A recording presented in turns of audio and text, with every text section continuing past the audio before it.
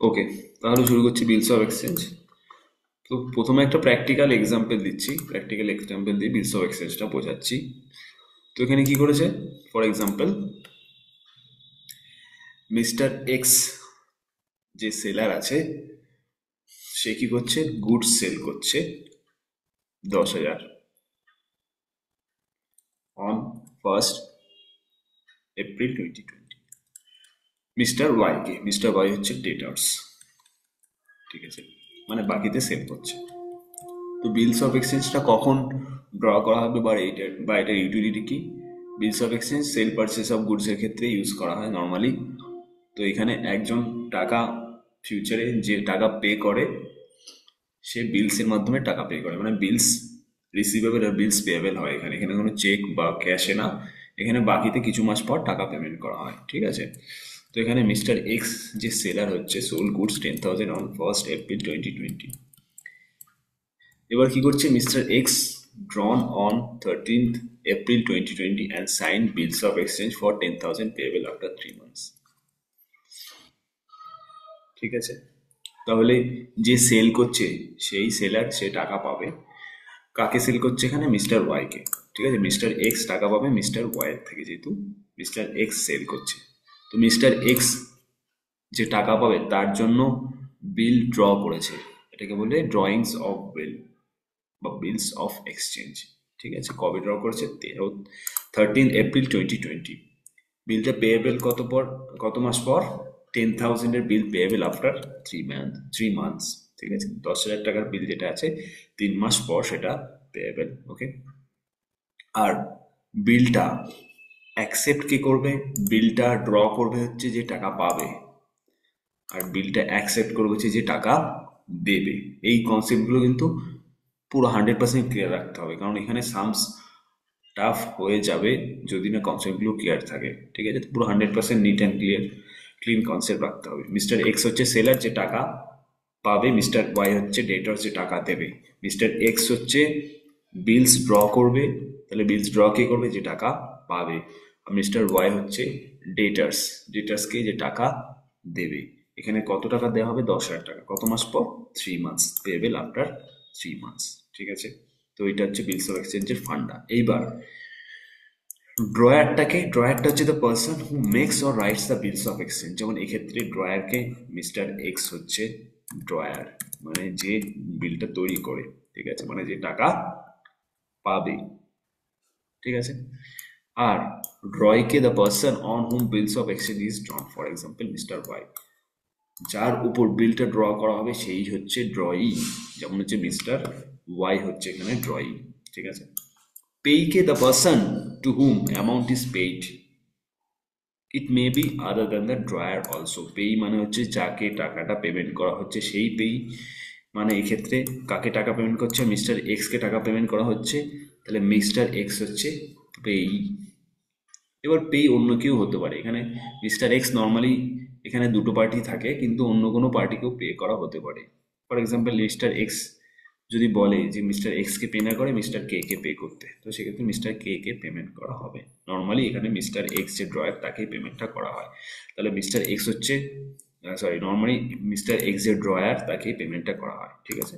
তাহলে mister x drawer যে টাকা পাবে, মিস্টার ওয়াই ড্রয়ি যে টাকা দেবে। আর এখানে মিস্টার এক্সও আবার কি হয়ে যাবে, পেই, যে টাকাটা পাচ্ছে, ঠিক আছে। ড্রয়ার আর পেই সবসময় যে এক হবে তার কোনো মানে নেই, ওকে। তো what is bills of exchange, ডেফিনেশনটা কোনো কাজের না, তা একবার পড়ে দিচ্ছি।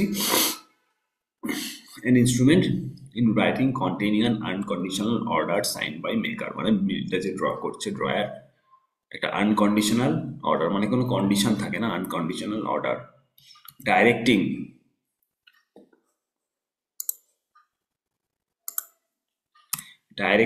the another person to a specified sum of money, মানে কি এইখানে স্পেসিফাইড সাম অফ মানিটা কত, 10,000, সেটাকে কে পে করবে, মিস্টার ওয়াই পে করবে, কাকে পে করবে, মিস্টার এক্স কে পে করবে। তো এটা হচ্ছে বিলস অফ এক্সচেঞ্জ, যেখানে একটা আনকন্ডিশনাল অর্ডার থাকে, ঠিক আছে।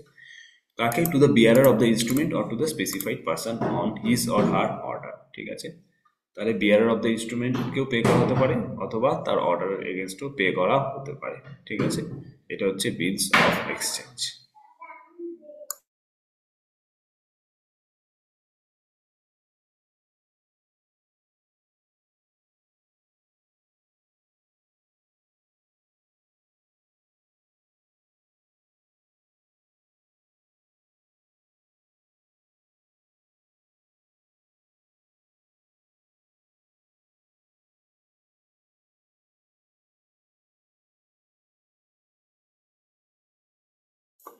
ওকে, তো নেক্সট হচ্ছে প্রমিসারি নোট। প্রমিসারি নোটটা আমি একটু পরে শুরু করছি, তার আগে এটা একটা থিওরি পার্ট প্রমিসারি নোট। বাট তার আগে আমি ডেট অফ ম্যাচুরিটি কি করে ক্যালকুলেশন ডাইরেক্টলি সেইখানে যাচ্ছি। ঠিক আছে, তো ডেট অফ ম্যাচুরিটি, তো ডেট অফ ম্যাচুরিটি মানে কি, বিলটা কবে ম্যাচিওর হবে, মানে হচ্ছে বিলটার টাকা কবে পেমেন্ট করা হবে, সেটাই হচ্ছে date of maturity. For example এখানে একটা বিল ড্র করা হয়েছে 1/4/2020-তে, কত মাসের জন্য, 3 মাসের জন্য। তো টার্ম অফ বিল কত, টার্ম অফ বিল হচ্ছে 3 মান্থস।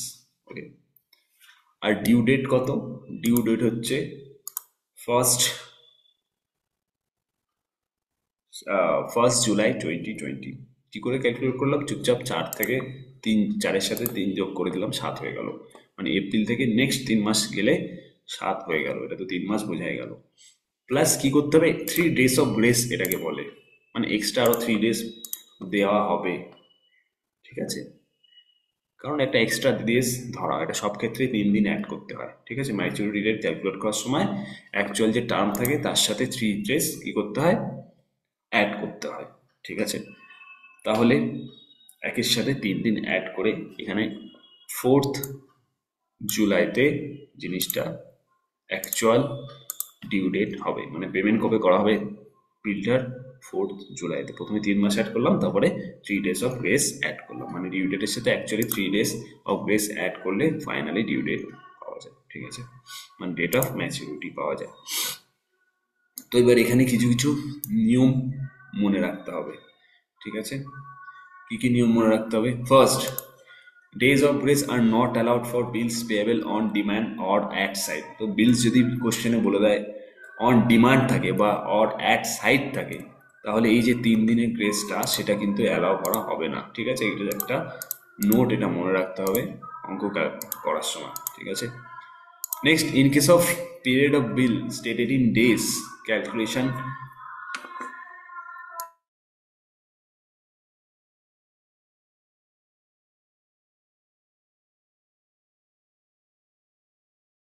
প্লাস এখানে কি বলেছে, এখানে বলেছে in case period of bill is stated in days, calculation of maturity days will be in days, includes the date of payment, excludes the date of transaction. For example,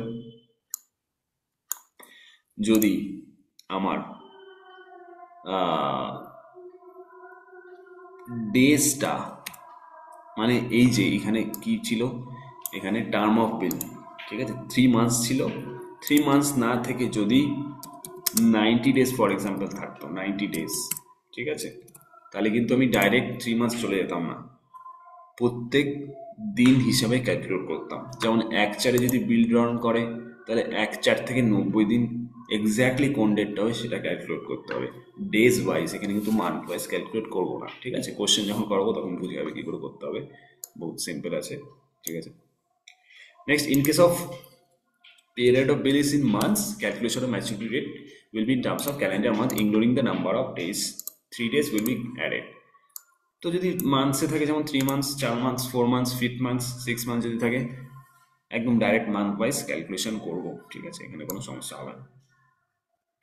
next কি বলেছে, if the mature date is public holiday, mature date of previous day will be consider. For example 15th of August যদি থাকে independence day, public holiday, তাহলে কি করব, সেই ডেটে maturity হবে না, কারণ সেই ডেটে পাবলিক হলিডে সব কিছু বন্ধ থাকে। তাহলে কোন ডেটে ম্যাচুরিটি হবে, 14 অগস্ট। ঠিক আছে, ঠিক তার প্রিভিয়াস ডে, মানে 3 দিন 3 ডেজ অফ গ্রেস অ্যাড করার পর যদি দেখছি সেটা পাবলিক হলিডে পড়ে যাচ্ছে, তাহলে ঠিক আগের দিন মানে 14th of August আমি সেটাকে ক্যালকুলেট করব।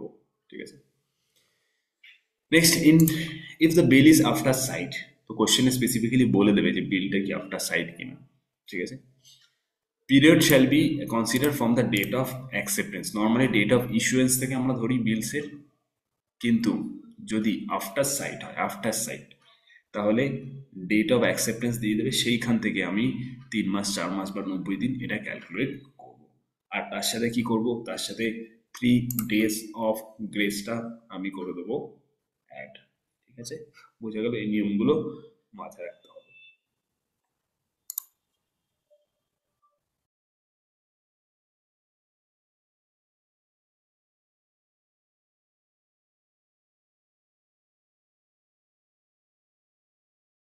ওকে, তাহলে পিডিএফ থেকে অঙ্ক করাচ্ছি। ঠিক আছে, তো ফার্স্টের যে একটা দুটো লেকচার থাকবে, ফার্স্টের যে কিছু ক্লাস থাকবে, সেটাই ক্লাস 11দের জন্য অ্যাপ্লিকেবল, মানে ক্লাস 11-এর যারা দেখছে তাদের জন্য অ্যাপ্লিকেবল। ঠিক আছে, যারা দেখবে, মানে একদম বেসিক আমি করাচ্ছি যাতে পুরো পেজটা ক্লিয়ার হয়ে যায়। ঠিক আছে, তো দেখো কোশ্চেন যেটা দিয়েছি ইলাস্ট্রেশন 1-এ, ফার্স্টে কি বলেছে, ফার্স্টে বলেছে ইল্লু 1-এ ফার্স্টে বলেছে a bills of exchange dated 12 Jan 2022 payable 3 months after date. মানে এখানে কি করব, মানে এখানে চুপচাপ 3 মাস এগোবো আর তারপরে 3 দিন অ্যাড করে দেবো। ঠিক আছে, তাহলে যদি আমি করি অঙ্কটা,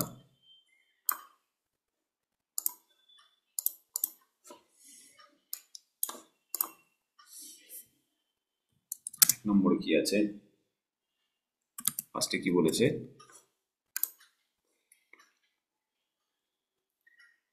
ডেট কবে, ডেট দিয়ে দিয়েছে হচ্ছে 12/7/2020। ঠিক আছে, পেয়েবেল আফটার 3 months, তো এর সাথে অ্যাড যদি করি 3 months, বলো এর সাথে 3 months যদি অ্যাড করি তাহলে কবে পৌঁছাবো বলো, 3 months অ্যাড করলে কবে পৌঁছাবো?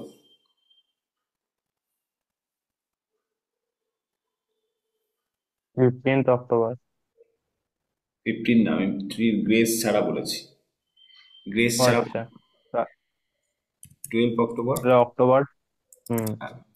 এইবার এর সাথে কি করতে হবে, অ্যাড 3 days অফ গ্রেস, তাহলে কবে পৌঁছাবো, 15 অক্টোবর। বোঝা গেল, একদম সিম্পল, কোনো ঝামেলা নেই। Next, a promissory note, bills of এক্সচেঞ্জের যা নিয়ম প্রমিসারি নোটে তার নিয়ম, ওখানে কোনো ঝামেলা নেই, যেভাবে বললাম সেভাবে করতে হবে। কি বলেছে, date 31 March 2020 payable 90 days after date, তাহলে ডেট কবে, 31 March 2020,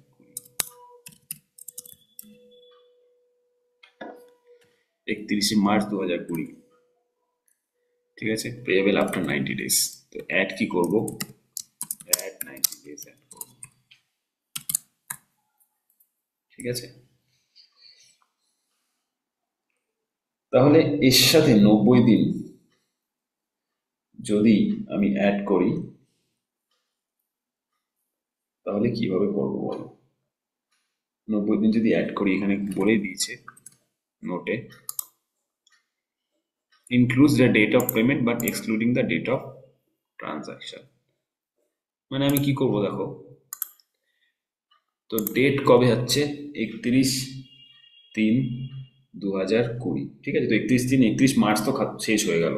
ঠিক আছে, তাহলে 31 মার্চটাকে এক্সক্লুড করতে হবে, যবে ডেটটা ফার্স্টে স্টার্ট করছি সেই ডেটটা আমাকে এক্সক্লুড করতে হবে, মানে কি আমি কিন্তু 31 মার্চটা ধরবো না।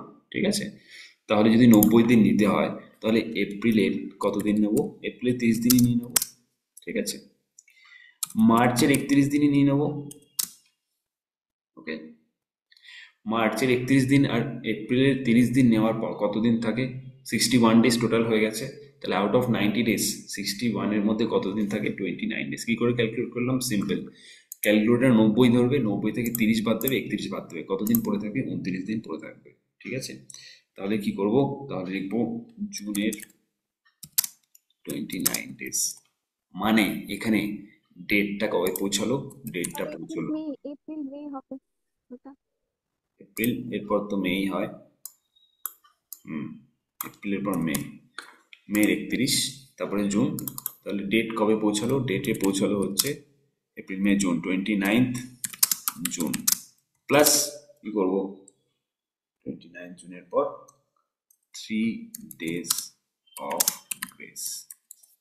ঠিক আছে, তাহলে 29-এর পর 30, 30-এর পর 31,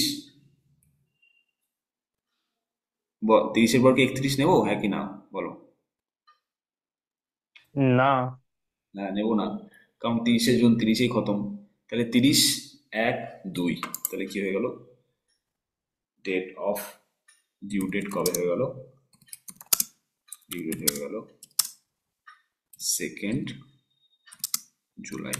ঠিক আছে, তাহলে মনে রাখতে হবে ওই 30, 31-এর ব্যাপারগুলো। ঠিক আছে, আর 28 দিন লিপ ইয়ার যদি হয়, সেই লিপ ইয়ারগুলোতে 28-এর জায়গায় 29 দিন ফেব্রুয়ারিতে হয়ে যাবে। ঠিক আছে, ওকে,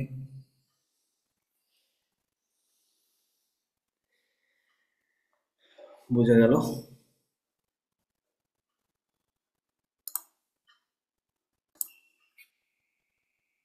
ওকে, তাহলে থার্ড,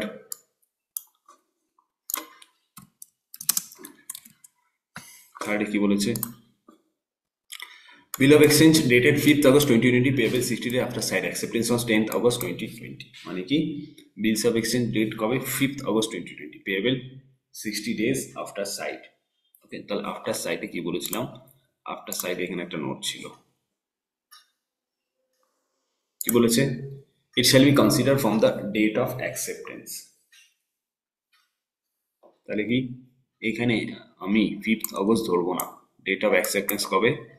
10th August, 10th Augustই ধরবো। ঠিক আছে, 10ই আগস্টই ধরবো। তাহলে এখানে কি নেব? ডেট কবে নেব? 10th August 2020 নেব। এর সাথে কি করব? 10th August 2020-র সাথে আমি করবো হচ্ছে অ্যাড, কতদিন দেওয়া আছে? অ্যাড দেওয়া আছে হচ্ছে 60 days। ঠিক আছে, তাহলে একবার ক্যালকুলেট করে দেখো, 10 আগস্ট 2020-র সাথে 60 days ক্যালকুলেট করলে কত আসছে? ক্যালকুলেট করে বলো আমাকে। 10th August 2020-র সাথে 60 দিন যদি ক্যালকুলেট করো কতদিন আসছে বলো? কতদিন আসছে মানে কবে পৌঁছাবো? ইকুয়ালস টু কত? 10ই অক্টোবর। একদম ভুল বলেছিস। না, 10 অক্টোবর কি করে হলো?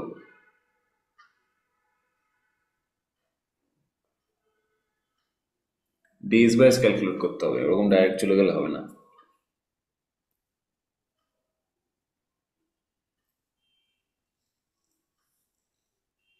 তাহলে এখানে অগাস্টে কতদিন আছে? অগাস্টে কতদিন আছে? অগাস্টে টোটাল কতদিন? 21 31st। দিন আছে। হ্যাঁ, অগাস্টে 21 দিন। কি করে করলাম? 10টা বাদ দিয়ে দিলাম, 10-এর পর থেকে শুরু করবো, মানে 11, 12, 13, 14, 15, 16, 17, 18, 19, 20 এমন করে যদি করি 31st পর্যন্ত কতদিন থাকবে? 21 দিন থাকবে, 21 days। ঠিক আছে, সেপ্টেম্বরে কত আসবে? সেপ্টেম্বরে তো আর 9ই অক্টোবর আসবে। 30 ডেজই আসবে। তাহলে এখানে আমার 51 days চলে গেল। তাহলে অক্টোবরে কতদিন আসবে? অক্টোবরে আসবে হচ্ছে 9 days। তাহলে এটা হবে হচ্ছে 9th October 2020। এর সাথে অ্যাড কি করতে হবে? 3 days অফ গ্রেস। তাহলে কত আসবে? 10, 11, 12। ঠিক আছে, মানে 12-10-2020 হয়ে গেল। নেক্সট কি বলেছে? নেক্সট বলেছে bills of exchange date 30 June 2020 payable আফটার 3 মান্থস আফটার ডেট, একদম সোজা, বলো কি হবে। আমি আর বলবো না এটা।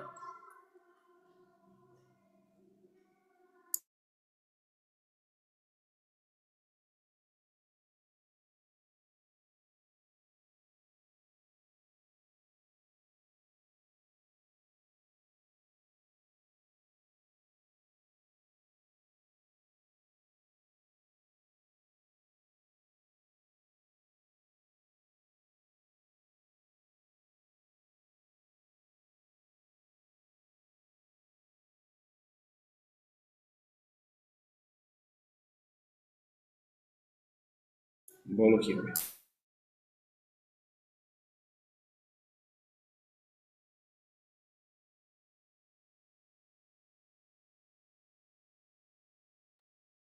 3 অক্টোবর। কারেক্ট, 3 অক্টোবর হবে। কারণ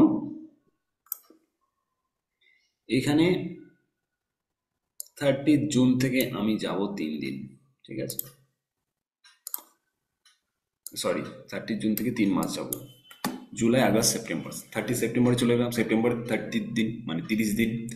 তার সাথে অ্যাড করে দিলাম 3 ডেজ অফ গ্রেস। তাহলে কত পেয়ে গেলাম? 3 অক্টোবর। পাঁচ একটা বলো, একদম সোজা।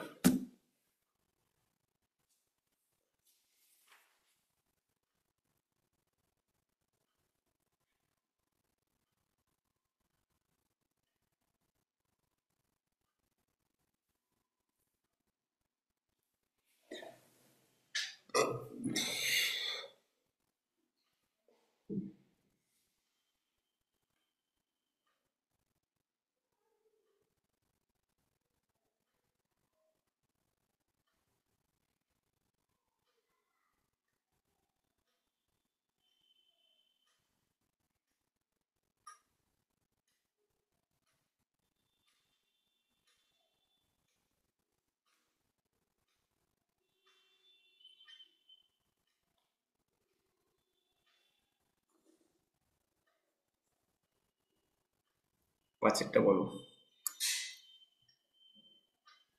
এর থেকে সোজা আর হবে না।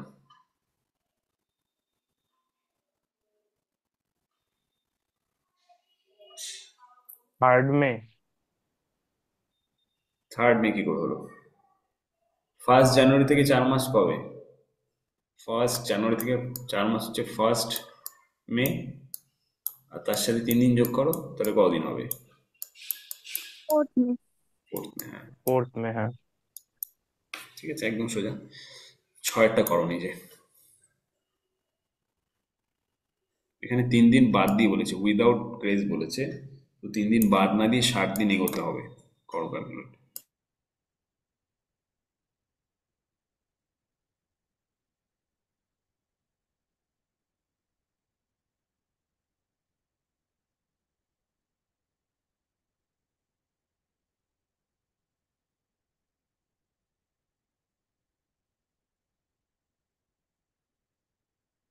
3 জানুয়ারি।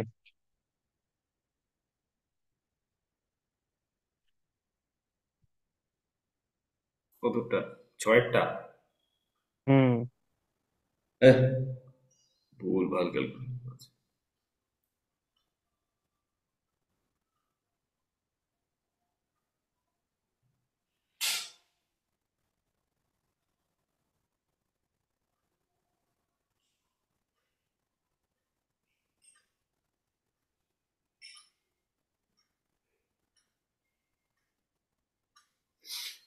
ক্যালেন্ডার সম্পর্কে আইডিয়া কম থাকলে কিন্তু পড়া যাবে না অঙ্কগুলো।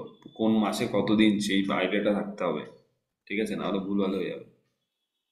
সেটা সবার আগে এই ক্লাসটা করার পর ক্যালেন্ডার নিয়ে বসতে হবে, যদি কোনো মানে খুঁত থেকে থাকে কোন মাসে কতদিন। হতেই পারে, এটা কোনো ব্যাপার না। না, হাতে গুনে নেওয়া যায়। হাতে কোন? 26 জানুয়ারি 2020 আসছে, হ্যাঁ? মানে গ্রেস দিয়ে কবে? বা উইথ ফাইনাল গ্রেস অ্যান্সার কি হবে? আসছে তো 26। গ্রেস হ্যাঁ, পেস। ফাইনাল অ্যান্সারটা বলো কি হবে, ডিউ ডেট কবে হবে?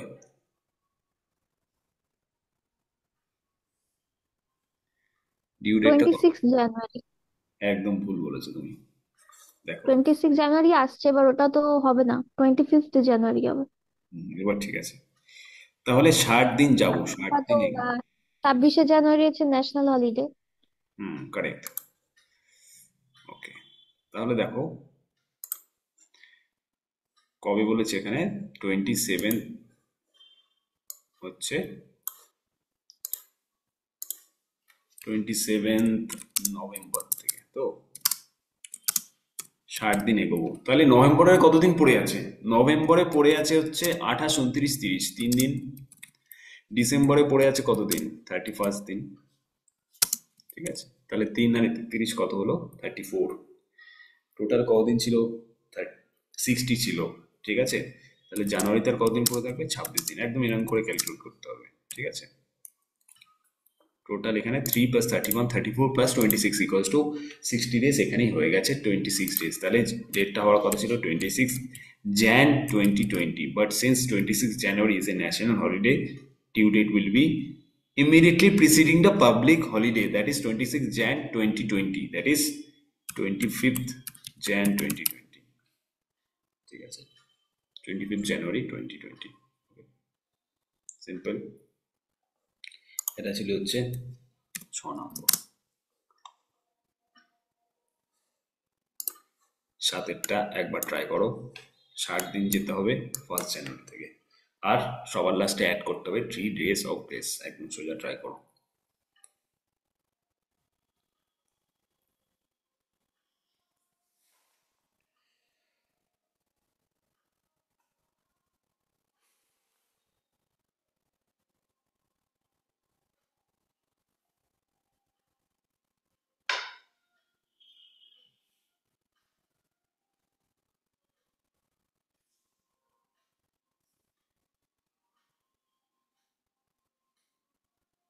4th March. 4th March is the correct answer. ঠিক আছে, জানুয়ারি মাসে 30 দিন যেতে হবে, ফেব্রুয়ারি মাসে যেতে হবে। জানুয়ারির 31 তো হবে না? না না না না, তাহলে হলো কি করে তোর? তুই তুই 28 দিন। জানুয়ারি মাসে হবে হচ্ছে 30 দিন, হ্যাঁ কারণ একদিন চলে গেছে। হ্যাঁ, আর হুম। 2020 ছিল লিপ ইয়ার। কারেক্ট। লিপ ইয়ার ছিল বলে 29 দিন হয়ে যাবে, ওই জন্য মিলেছে। 29 দিন। ফেব্রুয়ারিতে 28 ধরেছে। হ্যাঁ, তারপরে হ্যাঁ, 30 ডেজ প্লাস ওদিকে হচ্ছে 29 ডেজ,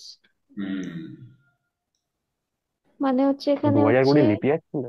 হ্যাঁ, যেটা 4 ফিফটি দিয়ে নাইন ডিভাইড ডেজ যাবে সেটাই লিপ ইয়ার, যেটা যেগুলো 4 দিয়ে, তাই তো, যেগুলো 4 দিয়ে ডিভাইড যাবে সেটা হচ্ছে লিপ ইয়ার। ঠিক হ্যাঁ আছে, হ্যাঁ। তো 2024 যেমন এটা লিপ ইয়ার ছিল। ঠিক আছে, আবার 4 4th বছর। মার্চ হবে actually। হ্যাঁ, তাহলে অ্যান্সার হবে 4th March। 7 নম্বরটা। প্রথমে হচ্ছে জানুয়ারিতে 30 দিন খাবে, ফেব্রুয়ারিতে খাবে হচ্ছে 29 ডেজ, মার্চে খাবে হচ্ছে একদিন। তো চলে আসলাম হচ্ছে 3rd March +3 days হচ্ছে 4th March। ঠিক আছে, final answer. Okay,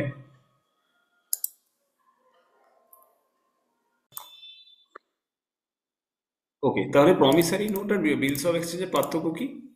just for knowledge purpose জেনে রাখো, কোনো কাজের লাগবে না। Order to pay, bills of exchange, আর প্রমিসারি নোট হচ্ছে প্রমিস টু পে। ঠিক আছে, বিলস অফ এক্সচেঞ্জের ড্রয়ার ইজ দ্য ক্রেডিটর, মানে যে বিলস ড্র করছে সে ক্রেডিটর, মানে সে টাকা পাবে। আর প্রমিসারি নোট হচ্ছে ড্রয়ার ইজ দ্য ডেটার্স, মানে টাকা দেবে। ঠিক আছে, যে বিলস ড্র হচ্ছে। বিলস অফ এক্সচেঞ্জে মেনলি 3টে পার্টি থাকে, ড্রয়ার, ড্রয়ি আর পেই, যেটা আমরা দেখলাম ফার্স্টে একদম। ড্রয়ার, ড্রয়ি আর পেই 3টে পার্ট থাকে, কিন্তু প্রমিসারি নোটে থাকে 2টো পার্ট, প্রমিসার আর পেই। মানে এখানে প্রমিস করছে একজন, সে হচ্ছে প্রমিসার, আর যাকে প্রমিস করা হচ্ছে তাকেই টাকাটা পেমেন্ট করা হচ্ছে, সে হচ্ছে পেই। ঠিক আছে, bills of exchange it needs acceptance by drawee. এখানে একটা অ্যাকসেপ্টেন্সের ব্যাপার আছে, মানে ড্রয়ি যদি অ্যাকসেপ্ট না করে তাহলে কিন্তু বিলস অফ এক্সচেঞ্জটা ভ্যালিড হবে না, ইনভ্যালিড হয়ে যাবে। প্রমিসারি নোটের ক্ষেত্রে সেরকম কোনো ব্যাপার নেই, মানে নো অ্যাকসেপ্টেন্স ইজ রিকোয়ার, ঠিক আছে।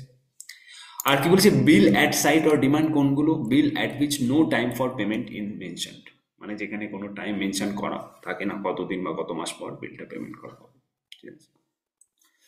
এবার আসছে হচ্ছে ডিসকাউন্টিং অফ বিল এর একটা কনসেপ্টে।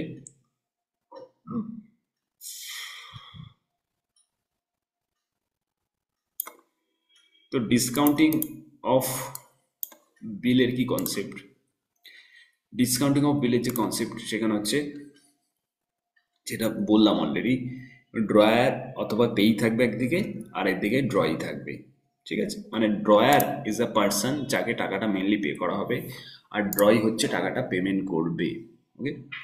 তাহলে এরপরে দেখো কি বলেছে, ঠিক আগের কনসেপ্টে ক্যারি ফরওয়ার্ড হবে, তার সাথে একটু অ্যাডিশন আছে এখানে, ঠিক আছে। আগেরটার মতো খুব একটা নতুন কিছু না এখানে। ড্রয়ার কি করবে, বেসিক্যালি এখানে 3 মাস পরে টাকাটা পাবে, কার কাছ থেকে, ড্রয়ের কাছ থেকে, ঠিক আছে। মানে ইন জেনারেল এই বিলটার ক্ষেত্রে 3 মাস পর টাকা পাবে, কিন্তু ড্রয়ারের এমার্জেন্সি চলে এসেছে। এমার্জেন্সি মানে ও 3 মাস ওয়েট করতে পারছে না, বলছে আমি টাকাটা আজকেই চাই, অ্যাট প্রেজেন্ট চাই, যদিও বিলের টাকা 3 মাস পরেই কিন্তু পাওয়া যাবে। তাহলে সেক্ষেত্রে ড্রয়ার কি করতে পারে, ড্রয়ার ওয়ান্টস দ্য মানি নাও, এখন টাকা চায়, তো ব্যাংকে চলে যাবে। ব্যাংকে গিয়ে কি করবে, ডিসকাউন্টিং করবে, মানে বিলটা ভাঙাবে। বিলটা ভাঙানো মানে বিলের টাকাটা রিয়েলাইজ করা, দ্যাট ইজ ডিসকাউন্টিং, ঠিক আছে। তাহলে মনে করো ব্যাংক কি করছে, ব্যাংক হচ্ছে ডিসকাউন্টিং করিয়ে দিচ্ছে বিলটা। ফর এক্সাম্পল এখানে আমি ধরছি ডেট হচ্ছে 1/1/2024, টাকাটা ড্রয়ার বিলস অফ এক্সচেঞ্জ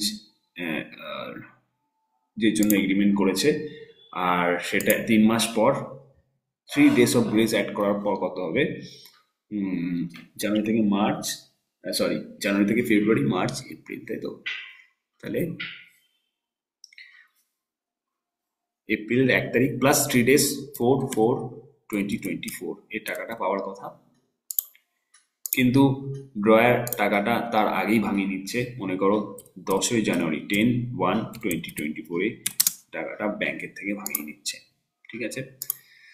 তো মনে করো বিলসের টাকা ছিল 10,000, মানে 10,000 টাকা পেমেন্ট করতো ড্রয়ার পেমেন্ট করতো, সরি ড্রয়ারকে পেমেন্ট করা হতো, ড্রই পেমেন্ট করতো 10,000 টাকা, কিন্তু ড্রয়ের থেকে টাকাটা না দিয়ে কার থেকে নিচ্ছে, ব্যাংক থেকে নিচ্ছে, ঠিক আছে। এর এগেইনস্টে ব্যাংকের কিছু চার্জ বা ইনকাম ব্যাংকের যেটা হবে, মানে ব্যাংক ফ্রিতে টাকাটা ভাঙাবে না, ব্যাংক কিছু চার্জেস নেবে, সেটাকে কি বলছে, সেটাকে বলছে ডিসকাউন্টিং চার্জেস, ঠিক আছে। মানে ব্যাংক শুধু শুধু টাকাটা কেন ভাঙিয়ে দেবে, তার এগেইনস্টে কিছু টাকা নেবে। তো ফর এক্সাম্পল আমি এই অঙ্কের ক্ষেত্রে ধরছি ডিসকাউন্টিং চার্জেস হচ্ছে 1,000, ঠিক আছে। তাহলে যদি ডিসকাউন্টিং চার্জেস 1,000 হয়, তাহলে বলো ড্রয়ার আলটিমেটলি কত টাকা পাবে, তাহলে how much will drawer get, drawer will কত রিসিভড, ড্রয়ার উইল গেট কত, বলো, একদম বাচ্চাদের কোশ্চেন, ড্রয়ার কত টাকা পাবে, 9,000 টাকা।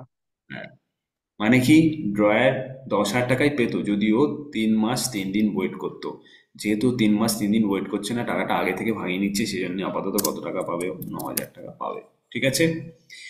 এবার ব্যাংক তো টাকাটা দিয়ে দিল ড্রয়ারকে 1,000 টাকা কেটে, ব্যাংক ড্রয়ারকে কত টাকা দিল, 9,000 টাকা, ঠিক আছে। এইবার যখন বিলটার অ্যাকচুয়ালি ডিউ ডেট আসবে, মানে 4/4/2024, তখন কিন্তু ড্রয়ার আবার ড্রয়ের কাছে যাবে না, কারণ ড্রয়ার তো টাকা পাওয়া হয়ে গেছে 9,000 ব্যাংকের থেকে। তখন ড্রয়ের কাছে ড্রয়ার যাবে না, কে যাবে, ব্যাংক যাবে। ব্যাংক গিয়ে বলবে এই বিলের এগেনস্টে যে 10,000 টাকা, সেটা এখন আমি পাবো, কারণ বিলটা ডিসকাউন্টেড বিল, তো আমাকে টাকাটা দাও, আমাকে মানে ব্যাংককে টাকাটা দাও।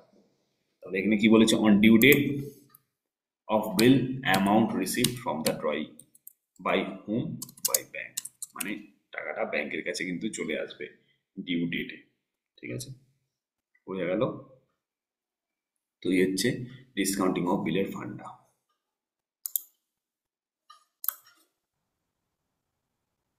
তাহলে কি বলেছে, ডিসকাউন্টিং অফ বিল মানে কি, getting the amount of bill from bank before the due date, মানে ডিউ ডেটের আগে বিলের টাকা ব্যাংক থেকে পেয়ে যাচ্ছি, সেটাকে হচ্ছে বলছে হচ্ছে discounting of bill. For discounting bank charges some amount that is known as discounting charges. তো ডিসকাউন্টিং এর জন্য ব্যাংক কিছু চার্জ কাটে, সেটাকে বলছে ডিসকাউন্টিং চার্জেস। ঠিক আছে, how to calculate discounting charges, rate of discounting will be given in the question. তো এটা ডিসকাউন্টিং চার্জেসটা অনেক সময় ক্যালকুলেট করতে হতে পারে, তার জন্য রেট মানে কত পার্সেন্ট ডিসকাউন্টিং রেট সেটা কোশ্চেনে দিয়ে দেবে, ব্যাংক কত পার্সেন্ট রেট কাটবে। For period of interest it shall be based on the period remaining for maturity. মানে একটা এক্সাম্পল দেখলেই বোঝা যাবে কি বলেছে এখানে। A bill of 50,000 is payable after 2 months. Discounting charges 14% per annum. মানে হচ্ছে বিলটা নর্মালি কবে পে করা হতো, 2 মাস পরে পে করা হতো। ঠিক আছে, আর ডিসকাউন্টিং চার্জ যদি ব্যাংক থেকে করানো হয়, ডিসকাউন্টিং 14% পার অ্যানাম। তাহলে কি করছে, ড্রয়ার আজকেই ব্যাংকে যাচ্ছে, 2 মাস আগে ব্যাংকে যাচ্ছে। ঠিক আছে, তাহলে 50,000 হচ্ছে বিলটার যে অ্যামাউন্ট, সেটা ইন্টু 2/12 কেন করছি, কারণ 2 মাস আগেই বিলটা ব্যাংক থেকে ভাঙাচ্ছি, যত মাস আগে ভাঙাবো তত মাসের ইন্টারেস্ট আমি নেব, তাই 2/12 করছি। প্লাস আরও একটা জিনিস করতে হবে, সেটা হচ্ছে রেট অফ ইন্টারেস্ট, মানে rate of discounting that is 14%। তো 5,000 ইন্টু 2/12 মানে টাইম পিরিয়ড 2/12 নিচ্ছি, আর রেট যেটা দিচ্ছি সেটা লাগাচ্ছি 14%। তাহলে কত আসছে, 1167, that is the discounting charges. বোঝা গেল? কোশ্চেন একটা দিয়ে দিয়েছে, কি দিয়ে দিয়েছে, বিল of 50,000 having maturity after 3 months but discounted after 1 month। দেখতে হবে কত মাস আগে আমি ব্যাংকে যাচ্ছি তত মাসেরই চার্জেসটা নেব। 3 মাস পরে বিলটা ম্যাচিওর হওয়ার কথা, 1 মাস আগে 1 মাস পরে ডিসকাউন্টিং করাচ্ছি। তাহলে দেখো বিলটা ইস্যু কত করেছে, 1/4/2020-তে, ম্যাচুরিটি হবে কবে, 1/7/2020। ঠিক আছে, আমি এখানে গ্রেসটা আমি বাদ দিচ্ছি, গ্রেসটা বাদ দিয়ে ধরছি 3 মাস পর 1/7/2020। আর ডিসকাউন্টেড কবে করেছে, 1/5/2020, মানে ইস্যু ডেট আর ম্যাচুরিটির মাঝখানে ডেটে ডিসকাউন্ট করেছে 1/5/2020-তে। তাহলে ডিসকাউন্টিং চার্জেস কত হবে, তাহলে ডিসকাউন্টিং চার্জেস হবে হচ্ছে 50,000-এর ওপর 2/12। যেহেতু আমি 2 মাস বাকি থাকতে, মানে 1 মাস পরেই বিলটা ভাঙিয়ে দিচ্ছি ব্যাংক থেকে, সেহেতু 2/12, আর রেট অফ ডিসকাউন্টিং কত, 12%। তাহলে অ্যামাউন্ট অফ ডিসকাউন্টিং চার্জেস কত হবে, 1,000। ঠিক আছে, এখানে কোনো ডাউট থাকলে জিজ্ঞেস করো, আমি একটা অঙ্ক করতে দিচ্ছি। তারপরে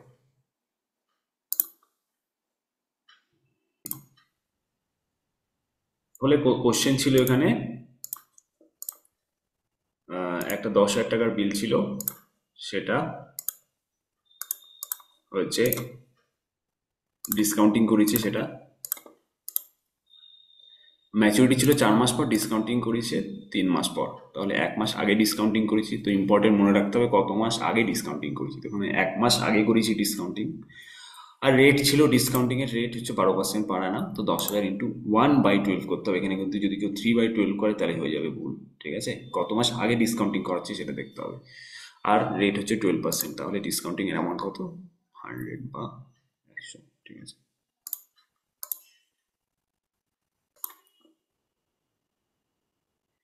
তাহলে জার্নাল এন্ট্রি যদি করে হয় না, ইন জেনারেল কেস মানে কোনো ডিসকাউন্টিং ছাড়া বিলস ইস্যু করছে, বিল অ্যাকসেপ্ট করছে, এটা জার্নাল এন্ট্রি কি সেটা বুঝবো। জার্নাল এন্ট্রিগুলো মুখস্থ করার কিছু নেই, কারণ কনসেপ্ট বুঝে গেলে মুখস্থ করার দরকার নেই, একদম পাতি যে রুল আছে জার্নালের সেই রুল অনুযায়ী করা হচ্ছে এখানে। ঠিক আছে, তাহলে ফার্স্টে কি, বুকস অফ ড্রয়ার, মানে যে বিলটা ড্র করছে, মানে যে টাকাটা পাবে ইন জেনারেল। ঠিক আছে, তাহলে সেক্ষেত্রে কি হবে, সেক্ষেত্রে হবে হচ্ছে first sale of goods, sale করছে drawer, on the other hand purchase করছে কে, ড্রয়ি। একজনের কাছে সেল হলে আরেকজনের কাছে কি হয়ে যাবে, purchase.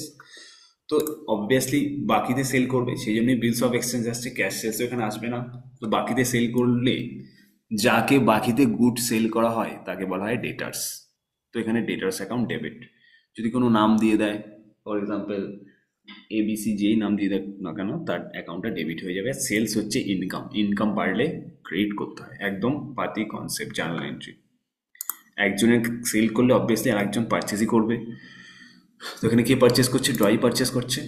Purchase is an expenses, all expenses are debited, তো পারচেস হচ্ছে debit. To creditors account, creditors কারা? যাদেরকে, যাদের থেকে আমি বাকিতে পারচেস করি তারাই ক্রেডিটর। ক্রেডিটর হচ্ছে লায়াবিলিটিস, লায়াবিলিটিস বাড়লে হয় ক্রেডিট, তাই টু ক্রেডিটর্স অ্যাকাউন্ট। এবার বিলটা অ্যাকসেপ্ট করছে ড্রয়ার, সরি বিলটা অ্যাকসেপ্ট করছে ড্রয়িং। তো অ্যাকসেপ্টেন্স যখন হবে তখন তরফেই এন্ট্রি হবে পয়েন্ট বিতে। অ্যাকসেপ্টেন্স যখন হবে তখন ড্রয়ারের বইতে কি হবে? Bills receivable debit. ঠিক আছে, এখন কোশ্চেন হচ্ছে, আমি জিতকে কোশ্চেনটা করছি, বিলস রিসিভেবল ডেবিট কেন হচ্ছে, ক্রেডিট কেন হচ্ছে না বল? তা পাবো, তাই এখনো পাইনি। কারেক্ট, টাকা পাবো তো একটা অ্যাসেট, অ্যাসেট বাড়লে সবসময় কি হয়? ডেবিট হয়। তো bills receivable account debit. Next question কোয়েনাকে করা হচ্ছে, ডেটর্সকে ক্রেডিট কেন করা হচ্ছে?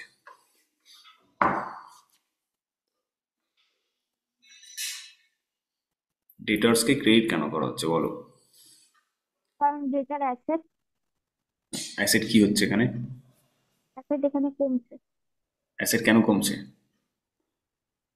কারণ বিলস রিসিভেবল এসে গেছে, বিলস রিসিভেবল চলে যাচ্ছে ওটা। হ্যাঁ, শিফট হচ্ছে অ্যাসেটটা, আগে ডেটর্সে ছিল অ্যাসেট, হ্যাঁ, শিফট হচ্ছে। ডেটর্সটা রিভার্স করে দিচ্ছি, ক্রেডিটর ক্রেডিট করে ডেটর্সটা উড়িয়ে দিচ্ছি, তার এগেনস্টে আমি বিলস হ্যাঁ। রিসিভেবল ডেবিট করে বিলস রিসিভেবল দেখাচ্ছি। হ্যাঁ।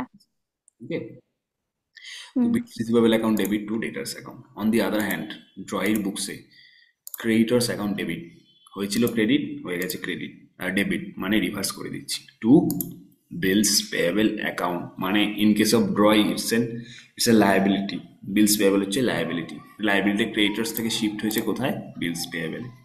সিম্পল। যখন টাকা ঢুকছে ব্যাংকে বা ক্যাশের মাধ্যমে যাই হোক না কেন, তো বিলস রিসিভেবল এগেনস্টে যে অ্যাসেটটা ছিল সেটার অ্যাসেট থাকবে না, অ্যাসেট বেচে খেয়ে ফেললে অ্যাসেট তো আর থাকবে না। ঠিক আছে, সেজন্য বিলস রিসিভেবলটা আমি বেচে ফেলেছি ইন দ্য সেন্স রিয়েলাইজ করেছি। তো তার এগেনস্টে ঢুকছে টাকা ব্যাংকে অথবা ক্যাশের মাধ্যমে যাই হোক না কেন two bills receivable account. Debit balance দাঁড় করিয়েছিলাম, রিভার্স উল্টো করে ক্রেডিট করে এটার ব্যালেন্স আলটিমেটলি নীল হয়ে গেল, আর ব্যাংকের অথবা ক্যাশের ব্যালেন্স বেড়ে গেল।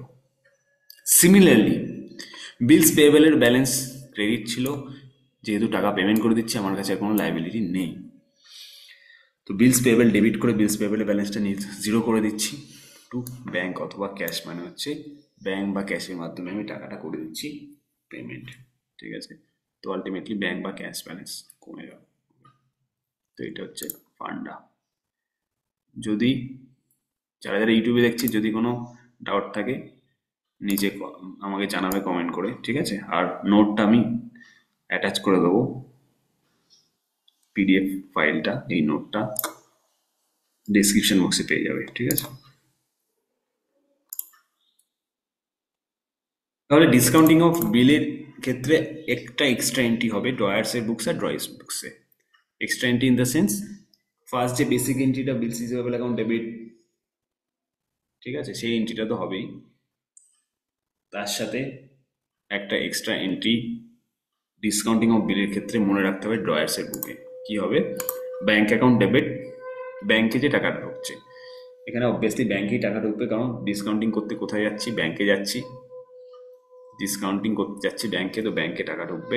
Discounting charges account debit, discounting charges হচ্ছে এক্সপেন্সেস, তাই ডেবিট হচ্ছে, আর বিলস রিসিভেবল ক্রেডিট হয়ে যাচ্ছে। ফর এক্সাম্পল, বিলসের টাকা ছিল 10,000 আর ডিসকাউন্টিং চার্জেস ছিল 1,000, তাহলে নেট কত টাকা ব্যাংকে ঢুকবে? 9,000 টাকা ব্যাংকে ঢুকবে। তো 9,000 টাকা ব্যাংকে দিয়ে দেবো, 9,000 টাকা ব্যাংকে দিয়ে দেবো, ডিসকাউন্টিং চার্জেস ঢুকবে 1,000, তো বিলস রিসিভেবল ঢুকবে হচ্ছে 10,000। ঠিক আছে, বোঝা গেল? সিমিলারলি ড্রয়েস বইতে কি হবে? ড্রয়েস বইতে কোশ্চেন হচ্ছে জিতকে, এখানে বিলস পেয়েবল টু ক্যাশ কত টাকা করবো? 9,000 টাকা করবো না 10,000 টাকা করবো বলো? 10,000 টাকাই করবো পুরো। 10,000 টাকা করবো, কারণ ড্রয় কেন কম দেবে, ড্রয় তো পুরো টাকাটাই দেবে। ড্রয়ের কাছে যখন ব্যাংক আসবে বলবে যে 10,000 টাকা দে, কারণ তুই যদি 9,000 টাকা দিস তাহলে আমার কোনো লাভই হবে না, কারণ আমি ড্রয়ারকেও 9,000 টাকাই দিয়েছি, তোর কাছ থেকে 10,000 টাকা নিয়ে আমি 1,000 টাকা লাভ করবো। ঠিক আছে, 10,000 ডেবিট, 10,000 ক্রেডিট। ওকে, বোঝা গেল?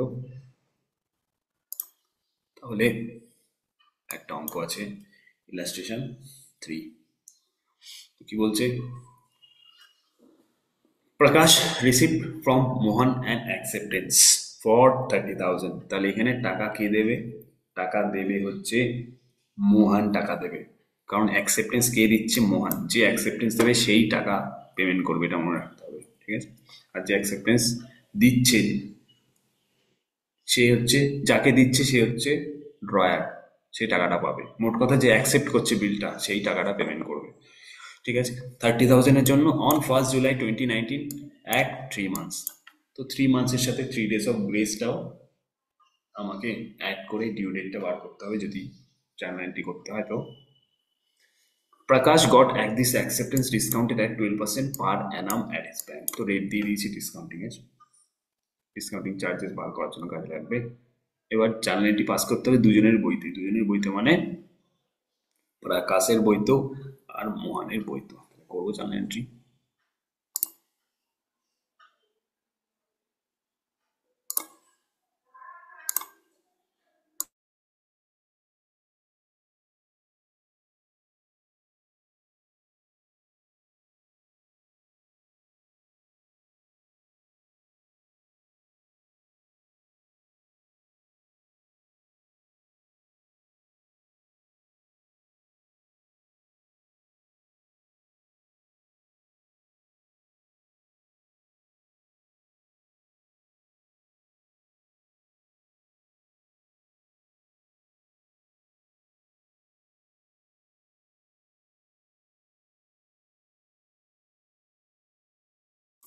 তবে ফার্স্ট এন্ট্রিটা কোন ডেটে হবে, ফার্স্ট এন্ট্রিটা যে ডেটে আছে দেওয়া সেই ডেটই হবে 1 জুলাই 2019।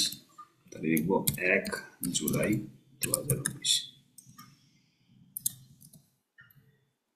লিখবো bills receivable account debit to Mohan account. কত টাকার বিল ছিল, 30,000 টাকার বিল ছিল, তো ডেবিট ক্রেডিট হয়ে যাবে।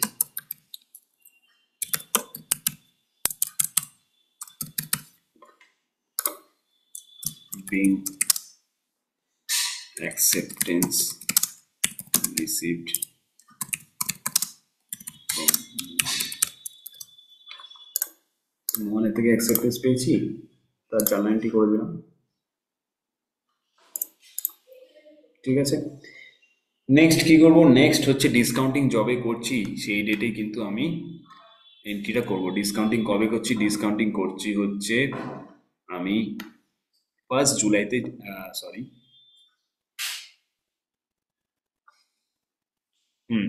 ডিসকাউন্টিং 1 জুলাইতেই করছি, কারণ এখানে আলাদা করে কিছু বলে দেয়নি, তাই ধরে নেবো যবে বিলটা অ্যাকসেপ্টেন্স হচ্ছে তবেই আমি ডিসকাউন্টিং করছি। তাহলে এইটাতেই হয়ে যাবে আমার ডিসকাউন্টিং। তো এন্ট্রি কি হবে, bank account debit, debit discounting charges account dot dot dot debit. Discounting charges কবে ক্যালকুলেট করবো, 30,000-এর হচ্ছে বিল, 3 মাস আগে ডিসকাউন্টিং করছি, কারণ বিলটা ডিউ ডেট 3 মাস, একটু 3/12, আর রেট দেওয়া আছে 12%। ঠিক আছে, তাহলে 30,000-এর সাথে 3/12, 3 হচ্ছে months, maturity rate into 12% rate of discounting. ঠিক আছে, তাহলে এটা করলে হয়ে যাবে 900 টাকা। তাহলে 30,000 টাকা বিলের দাম ছিল, 30,000 টাকা ক্রেডিট করে দেবো। কাকে ক্রেডিট করবো, বিলস রিসিভেবলকে। একটু আগে যেটা বললাম, বিলস রিসিভেবল ক্রেডিট হয়ে এর ব্যালেন্স উড়ে যাবে, বিলস রিসিভেবল অ্যাকাউন্ট। আর হচ্ছে ডেবিট কাকে করবো, 21,100, সরি 29,900, নট 900, 29,100, মানে 30,000 মাইনাস ডিসকাউন্টিং চার্জেস পে করার পর যে টাকাটা বাকি থাকবে সেটাই কিন্তু ব্যাংকে ঢুকছে ড্রয়ারে। ঠিক আছে, যেটা আমি বললাম অলরেডি, একদম সিম্পল। তো লিখে দেবো being bill discounted from bank. বুঝে গেল? একদম পাতি জিনিস, কোনো ব্যাপার না, মুখস্থ করার কোনো দরকার নেই। যারা বুঝবে না তারা মুখস্থ করবে, যারা বুঝবে তারা মুখস্থ করবে না, সোজাই কোশ্চেন। ঠিক আছে, মোহনের থেকে যখন মোহনের বুকসে যখন এন্ট্রিটা পাস করব 1 জুলাই, তাহলে মোহনকে যে টাকাটা পেমেন্ট করবে, তাহলে বলো মোহনের বুকসে যখন ফার্স্ট এন্ট্রিটা দেবো 1 জুলাই 2019, তখন কি এন্ট্রি পাস করবো বলো? কেউ একজন ট্রাই করো, একদম সোজা। মোহন টাকাটা পে করছে, তো ওর বইতে কি এন্ট্রি পাস করবো বলো? রূপাস account debit to bills payable. Purchase account debit to bills payable, খুব সোজা। ঠিক আছে, Prakash account debit to bills payable, প্রকাশ।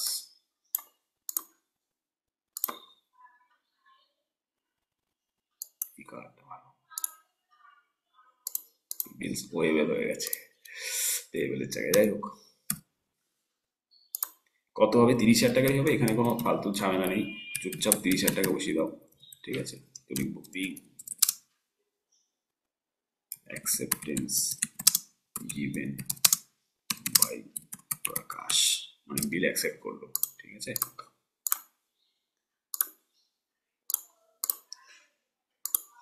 এবার কি হবে? 3 মাস পরে। তাহলে বলো এখানে যে ডেটটা বসাবো সেটা কত বসাবো এবার ম্যাচুরিটি ডেটে? বলো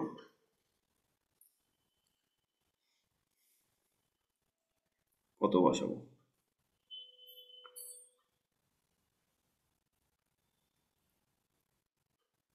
কোশ্চেনে বলেছিল ম্যাচুরিটি হচ্ছে 3 মাস পর, তাহলে এখানে ডেটটা কত বসাবো? 1 অক্টোবর। 3 days অফ গ্রেসটা অ্যাড করতে হবে, 4 অক্টোবর 4 অক্টোবর। 2019। বোঝা গেল? 4 অক্টোবর। বিলস পেয়েবল অ্যাকাউন্টে করে দেবো debit to cash or bank account, same same being payment of bill made on due date.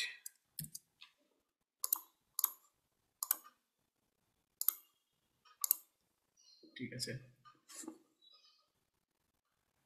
ফার্স্টে বিলস পেয়েবল হবে, তারপরে এটা ডিউ ডেটে হবে। শুধু এখানে ডেটটা খেয়াল রাখতে হবে, আগের ক্ষেত্রে কিন্তু ডেটটা ডিসকাউন্টিং যে যবে করেছে সেই ডেটেই আমি নেব। ঠিক আছে, ওকে। তো এটা হচ্ছে বুকস অফ প্রকাশের আর মোহন। ওকে, তাহলে এইভাবে প্রত্যেকটা ক্লাসে অল্প অল্প করে ইন ডেপথে যদি বুঝি তাহলে সমস্যা হবে না। ঠিক আছে, স্পিডে চললে উপর থেকে বুঝবে, মাথা কিছু ঢুকবে না। ধীরে ধীরে চলবে, এখন অনেক টাইম আছে, ধীরে ধীরে চললে পুরো ডেপথে বুঝবে, সমস্যা হবে না। ওকে,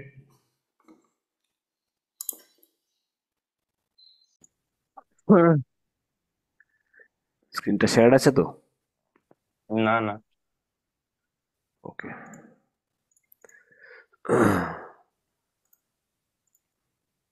ঠিক আছে, শুরু করছি তাহলে। তো আজকে নতুন কনসেপ্টটা কি? এন্ডোর্সমেন্ট অফ বিল। ঠিক আছে, এন্ডোর্সমেন্ট অফ বিলটা কি সেটা কনসেপ্টটাকে বোঝাচ্ছি, তারপরে আমি জার্নাল এন্ট্রিটা বোঝাবো।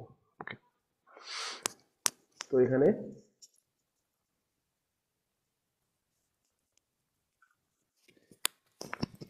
ক্রেডিটর্স আছে, যার কাছ থেকে গুডস, সরি ক্রেডিটর্স আছে, কার ক্রেডিটর্স?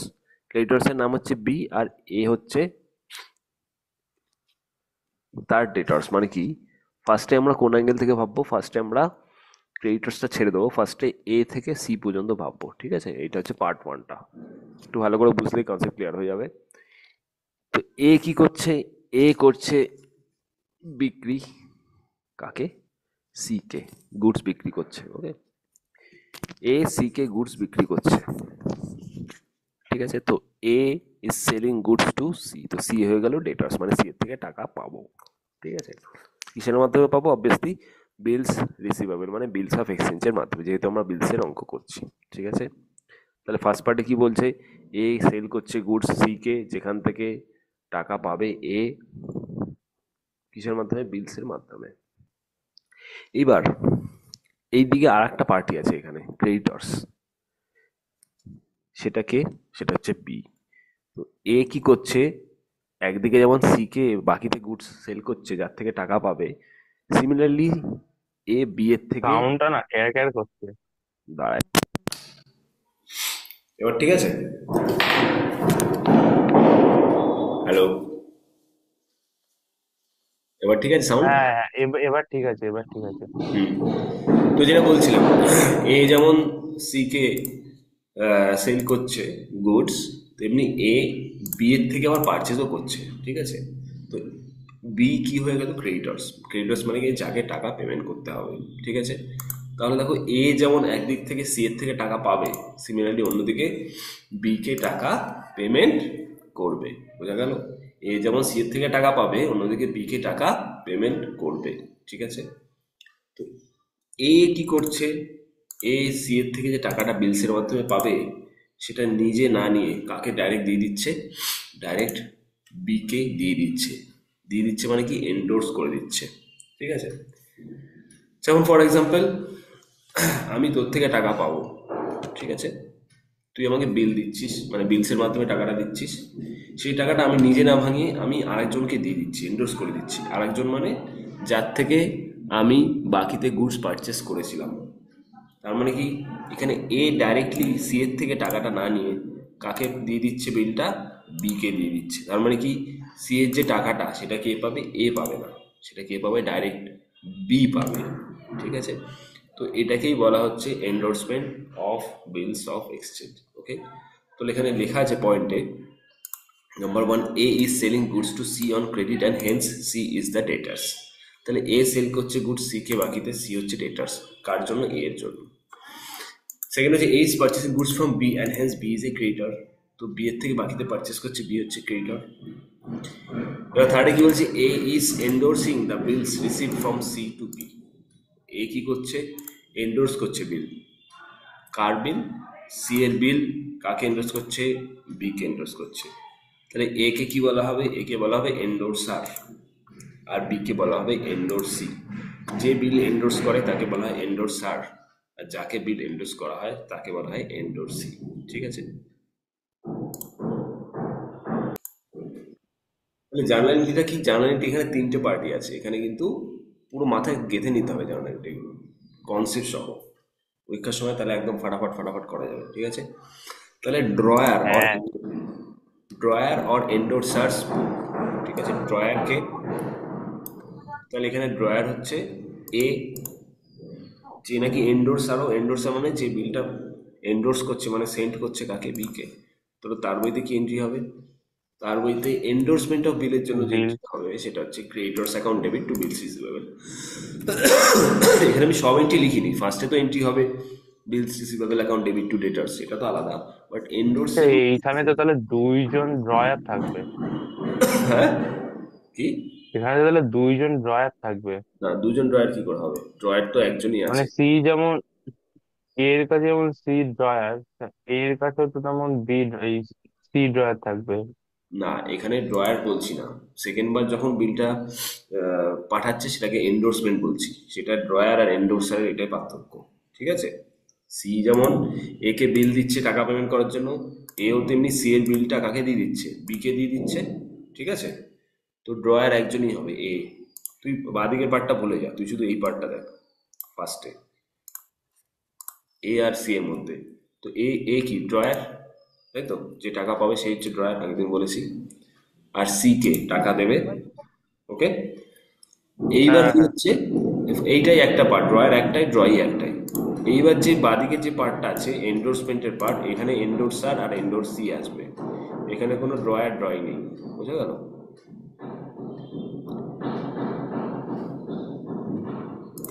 এই বাদিকে যে পার্টটা, সেটা হচ্ছে ক্রেডিটর্স কে, ক্রেডিটর্স হচ্ছে এন্ডোর্সি, আর এ কে হচ্ছে, এ হচ্ছে এন্ডোরসার, বোঝা গেল? আচ্ছা তো এখানে এন্ডোরসার আর এন্ডোরসি আসবে, এখানে আর ড্রয়ার ড্রয়ি আসবে না, ঠিক আছে? তাহলে এন্ট্রিটা কি হবে? তার মানে হচ্ছে তোমার এ আর সি এর মধ্যে এ হচ্ছে ড্রয়ার আর সি হচ্ছে ড্রয়ি, আর বি এর ক্ষেত্রে মানে ওটা বি এর ওই পোর্শনটা আসবে না, তাই তো?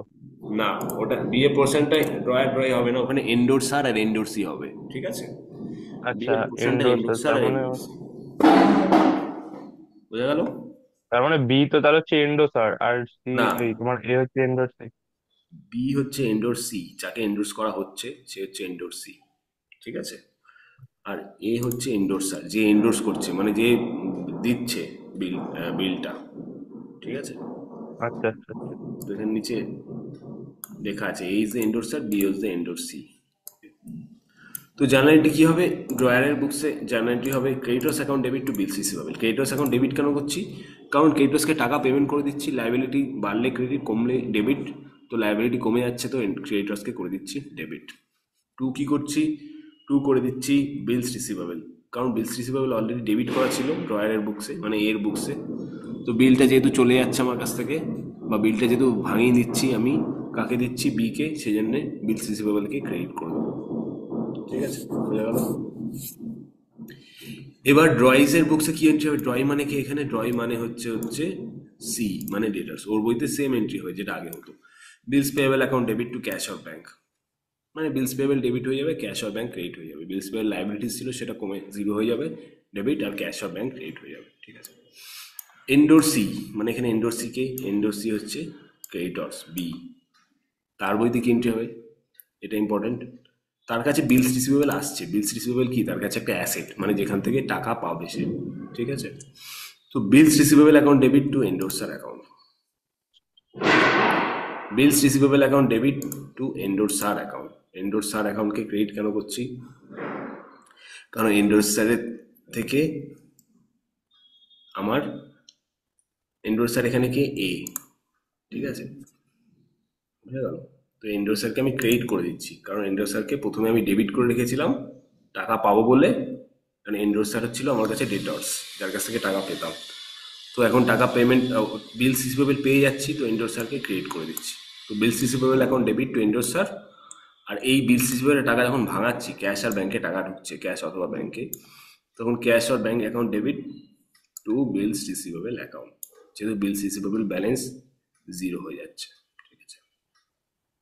এটা এন্ডোর্সির বুক হবে, তাই তো? মানে হ্যাঁ, বি এর এন্ডোর্সি, বুকসে। হ্যাঁ বিয়ের বুকসে, বিয়ের বুকসে bills receivable debit to endorser, আর ক্যাশ আর bank debit to bills receivable account, ঠিক আছে? আচ্ছা, মেন ফান্ড হচ্ছে একটা তোমার এ থেকে। তো দেখো কি বলেছে, bill for 4,500 is drawn by Mohan and co on Ramnath and co, ঠিক আছে? তাহলে মোহন অ্যান্ড কো কি হয়ে যাচ্ছে? ড্রয়ার হয়ে যাচ্ছে, আর ড্রয় কি হচ্ছে? Ramnath and co, and accepted by the later payable at Central Bank of India. State the journal entry that will be passed in the books of both the parties under each of the following circumstances. তো journal entry আমাদের দেখাতে হবে, চারটে circumstance দিয়ে দিয়েছে, ঠিক আছে? তো ফার্স্টে একটা কমন এন্ট্রি হবে, কমন এন্ট্রি মানে যেটা সবার ক্ষেত্রেই অ্যাপ্লিকেবল। কার বইতে? মোহন অ্যান্ড কো, মোহন অ্যান্ড কোকে ড্রয়ারে, সেটা আমি পাস করছি। তো কি লিখবো? Common entries for all cases,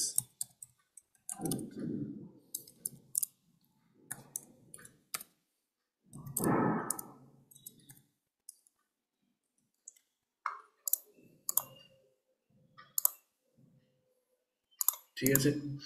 তাহলে কমিউনিটি কি হবে? Bills receivable account debit to Ramnath and co, মানে যার কাছ থেকে, এখানে বলেছে রামনাথ অ্যান্ড কোকে, রামনাথ অ্যান্ড কো যে বিলটা অ্যাকসেপ্ট করছে, ঠিক আছে?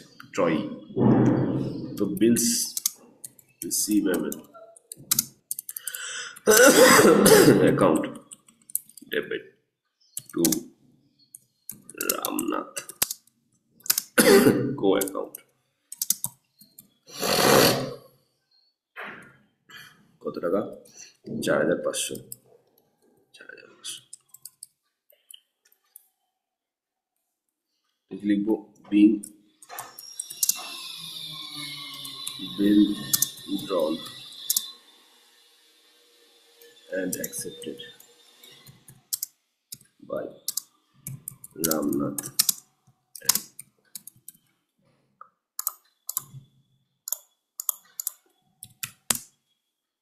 ঠিক আছে, 4,500। এইবার যে অ্যাডিশনাল এন্ট্রিগুলো হবে সেগুলো বলছি, যে এক্সট্রা এন্ট্রি প্রত্যেকটা ক্ষেত্রে এগুলো আলাদা, সেগুলো হবে। ঠিক আছে, তাহলে কেস মানে কি আছে, বিলটা ম্যাচিউর হয়ে গেছে, ম্যাচুরিটি ডেটে, এখানে ডেট কিছু দেওয়া নেই, তো ডেটটাকে ইগনোর করবো। তাহলে বিল ম্যাচিউর হলে কি হবে, ব্যাংকে টাকা ঢুকছে, cash or bank account debit to bills receivable account, তো লিখবো cash or bank account debit to bills receivable account. ঠিক আছে, কত টাকা, 4,500, 4,500। ঠিক আছে, বোঝা গেল। লিখবো being amount of bill realised, amount of bill realised. ঠিক আছে, বিলের অ্যামাউন্ট আমি রিয়েলাইজ করছি। এবার কেস টুতে যাচ্ছি। কেস টুতে এন্ট্রি কি হবে, কেস টুতে হচ্ছে ডিসকাউন্ট করেছি ব্যাংকের থেকে, কত টাকা, 4,380 টাকা। তাহলে 4,500 টাকার বিল 4,380 টাকা পেয়েছি। তাহলে বাকি যে অ্যামাউন্টটা সেটা কি ডিসকাউন্টিং চার্জেস, তাহলে কি লিখবো, হয়তো ওটা bank account debit, hmm, discount debit to bills receivable, bank account debit, তারপরে আর কি ডেবিট হবে, discount charges account debit correct, discounting charges account debit to, to bills receivable. এটা আগে রিসিভেবল ছিল, তাই এটাকে মানে ওটাকে নালিফাই করে দিচ্ছি। কারেক্ট, তো 4,500 ক্রেডিট করে দেবো, এখানে ডিসকাউন্টিং চার্জেস 120 ডেবিট করব, আর ব্যাংক 4,380 টাকা নিয়ে নেবো। 120 কোথায় পেলাম, এই যে 4,380 আর 4,500 যে ডিফারেন্স, সেটাই ব্যাংক যে টাকাটা কাটছে ওটা সেটা, ডিসকাউন্ট, হ্যাঁ। সেটা হচ্ছে আমার খরচা, ব্যাংক যে টাকাটা কাটছে। ঠিক আছে, বোঝা গেল, সিম্পল। কেস 3 কি করেছে, if the endorses, এই যে বলেছে endorsement, if it endorses the bill to its creditors Mehtab and co, car creditors, যে বিল ড্র করেছে মানে মোহন অ্যান্ড কো এর creditors in settlement of the debt for 4,520। ঠিক আছে, তাহলে কি 4,520 টাকার জায়গায় 4,500 টাকার বিল দেওয়া হবে, তো বাকি 20 টাকা কি, বাকি 20 টাকা হচ্ছে ডিসকাউন্ট রিসিপ্ট। বোঝা গেল, লাইনটা মানেটা এগুলো একটু বুঝিয়ে দেবে। এবং কি বলেছে, এন্ডোর, আমি এটা এখানে একে বোঝাচ্ছি তাহলে তো বুঝতে সুবিধা হবে, যে বিল এক্স ইয়ে করেছে। দেখ এইখানে ড্রয়ার কে ছিল, ড্রয়ার হচ্ছে মোহন অ্যান্ড কো। ঠিক আছে, তো এর জায়গায় কি লিখবো, মোহন। ঠিক আছে, আর ক্রেডিটর্স কে ছিল, ক্রেডিটর্স ছিল হচ্ছে রামনাথ, তাই তো, তাহলে সি এর জায়গায় কি লিখবো, রামনাথ। সি এর জায়গায় না তো, বি এর জায়গায়, এটা তো ডেটর্স। হ্যাঁ, সি এর জায়গায়, তো এন্ডোর্স তো করছে না, এন্ডোর্স যাকে করছে ক্রেডিটর্সকে মেহতা ব্যাংকো যাকে এন্ডোর্স করছি, সে বাদিকে যাবে। ঠিক আছে, এই যে ক্রেডিটর্স যে হচ্ছে মেহতাব, বোঝা গেল। ফার্স্টে তো Mohan and co and Ramnath and co এই দুটোর মধ্যে হচ্ছে, তো সেই জন্য মোহন আর রামনাথ। ওকে, তারপরে কি হচ্ছে, মেহতাব। ঠিক আছে, এবার বোঝা গেল, পারচেসিং গুডস ফ্রম বি যেটা ছিল। ওকে, আচ্ছা, মানে মোহন তাহলে এখানে কি করছে আমি, এন্ডোর্সি, এন্ডোর্সি হচ্ছে যে বিলটা আর কি মানে যে বানায় তাকে এন্ডোর্সি বলে তো। না, এন্ডোর্সি হচ্ছে যাকে এন্ডোর্স করা হবে, মানে যাকে বিলটা দেওয়া হবে। ঠিক আচ্ছা, আছে, পেইবেল যাকে থাকবে, হ্যাঁ, মানে যাকে পেইবেল থাকবে। হ্যাঁ, যে যে হচ্ছে যাকে টাকা দেবো, এখানে যেমন আমি বলছি ফার্স্টে মোহন হচ্ছে ড্রয়ার, ঠিক আছে, আর রামনাথ হচ্ছে ড্রয়ি, আর মেহতাব হচ্ছে এন্ডোর্সি। ওকে, তো মোহনকে ড্রয়ারও বলা হবে, আবার এন্ডোর্সারও বলা হবে। আচ্ছা। বুঝা গেল? মোহনকে ড্রয়ারও বলা হবে, এন্ডোর্সারও বলা হবে। আর এন্ডোর্সি যে টাকা পাবে কার থেকে? মোহনের থেকে। আর রামনাথকে, রামনাথ যে টাকা দেবে কাকে? মোহনকে। তো রামনাথ মোহনকে ডাইরেক্টলি টাকাটা বিল সিসিবলে না দিয়ে কাকে দিচ্ছে? মোহনকে দেওয়ার পর মোহন সেটা কাকে পাঠিয়ে দিচ্ছে? মেহতাবকে। ঠিক আছে, আচ্ছা। তো এখানে কি এন্ট্রি হবে কেস স্ট্রিটে? ফার্স্ট হচ্ছে Mehtab and co account debit to bills receivable account আর টু ডিসকাউন্ট রিসিভড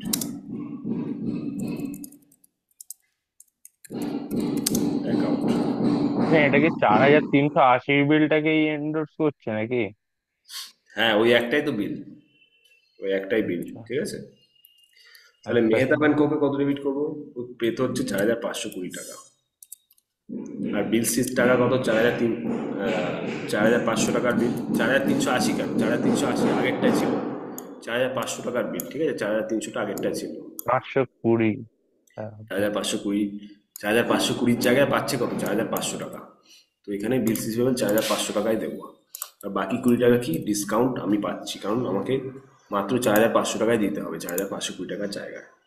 ঠিক আছে, বোঝা গেল? তো নারেশন কি লিখবো? বিল বিল এন্ডোর্সড in settlement of debt।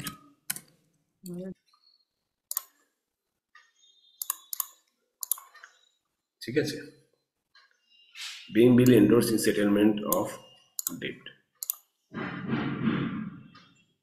Okay,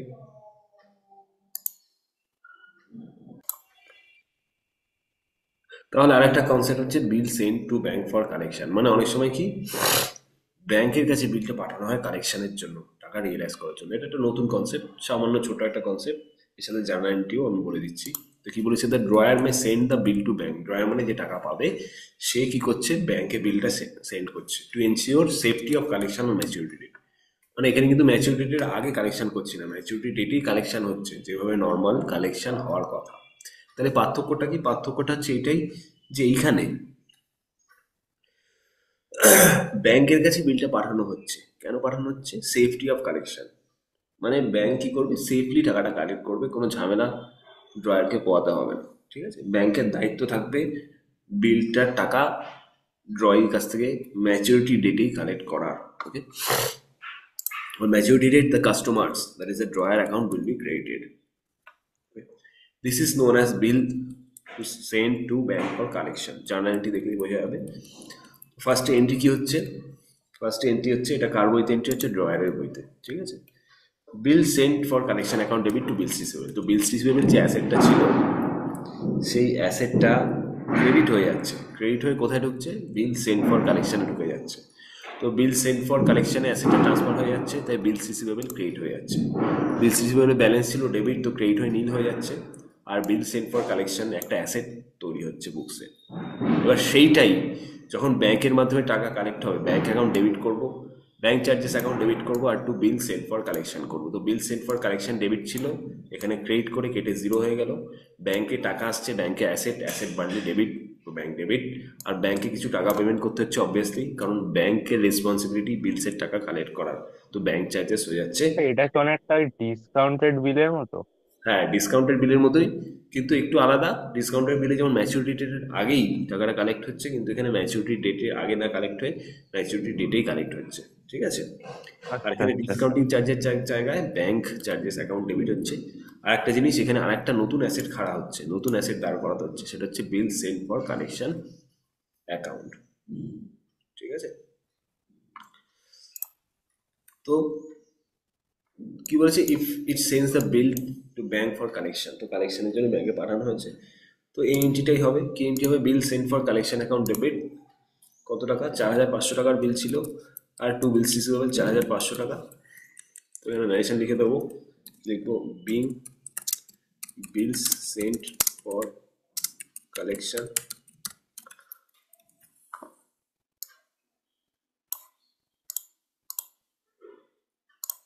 R second entry কি হবে, সেকেন্ড এন্ট্রি হবে হচ্ছে ব্যাংক অ্যাকাউন্ট ডেবিট। তো ব্যাংকে কত টাকা ঢুকবে, ব্যাংকে ঢুকবে 4,500 টাকা। এখানে ব্যাংক চার্জেস আমি দেবো না, কারণ ব্যাংক চার্জেস দিতেই হবে এমন কোনো মানে নেই। কোশ্চেনে যদি না থাকে ব্যাংক চার্জেস দেওয়া ইনফরমেশন, তাহলে ধরে নেবো পুরো টাকাটাই ব্যাংকে ঢুকেছে, নর্মালি থাকার কথা, কিন্তু অনেক সময় কোশ্চেনে নাও থাকতে পারে।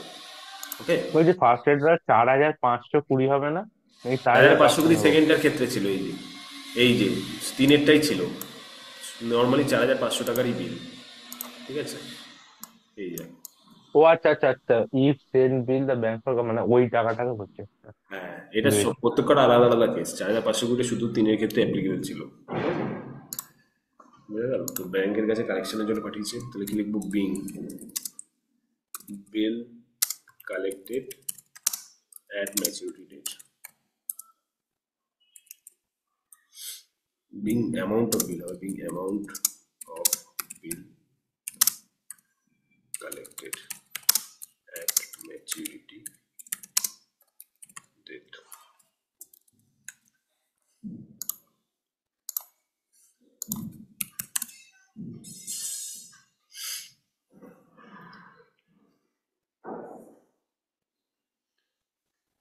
ঠিক আছে, এবার কোশ্চেন হচ্ছে রামনাথ যে ড্রয়ি, ওর বইতে কি এন্ট্রি হবে, দেখ ড্রয়ের বইতে কিন্তু সবকটা কেসের ক্ষেত্রে একটাই এন্ট্রি হবে, কোনো আলাদা এন্ট্রি হবে না, ঠিক আছে, কারণ যা যা এন্ট্রি যত ভেরিয়েশন আমরা দেখছি সবই কিন্তু আমরা দেখছি কার বইতে, ড্রয়ারের বইতে।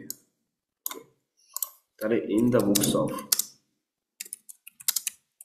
ড্রয়ি যখন হবে, ড্রয় মানে কি, রামনাথ, কি লিখবো, সিম্পল, মোহন অ্যান্ড কো মানে ড্রয়ারকে করে দেবো debit to bills payable account, আবার bills payable account debit to কি করে দেবো, to cash slash bank account, ঠিক আছে। 4,500 সব জায়গায় বসে গেল।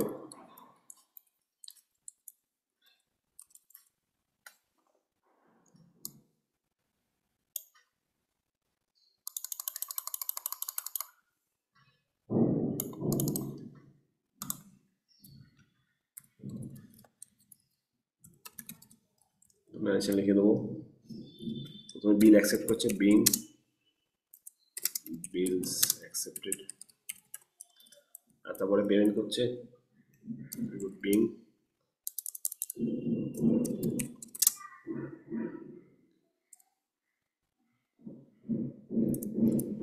পেমেন্ট মেড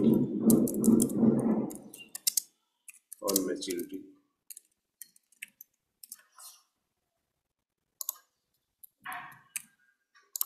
ঠিক আছে।